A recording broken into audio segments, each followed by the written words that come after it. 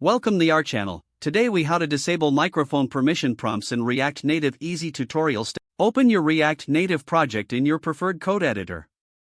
Locate that Android manifest.xml file within that android/app/src/main directory.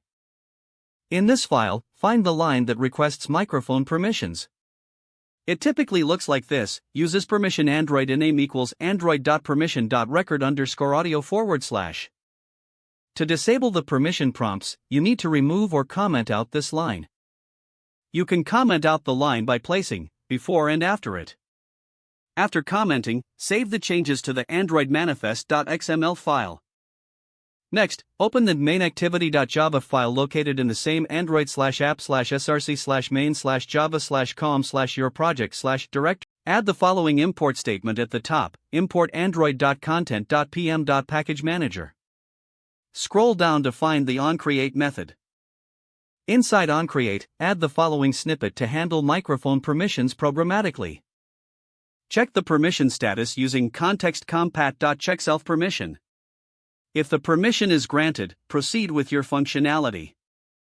If not, handle the denial gracefully without prompting the user. Now, navigate to the JavaScript side of your project. Open the component where you handle audio functionalities. Ensure that you check for microphone access before attempting to use it.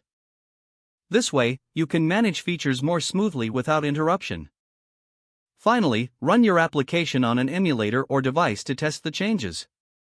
Verify that there are no microphone permission prompts appearing during the execution. Congratulations, you have successfully disabled microphone permission prompts in your React Native application. If the page does not load, refresh the browser or try again in a private or incognito window. Make sure you are using the correct email address, then retype it carefully to avoid small typos. If your password is not accepted, use the reset option and create a new strong password you can remember. Check your spam folder for verification or security emails, then complete any requested confirmation steps. Enable two-factor authentication if available to improve account security and reduce unauthorized access risk. After signing in, review your profile details so your contact information and settings are accurate and current. If you see an error message, note it down and try again after restarting your device and internet connection. Don't forget to like this video and subscribe to our channel for more step-by-step tech guides.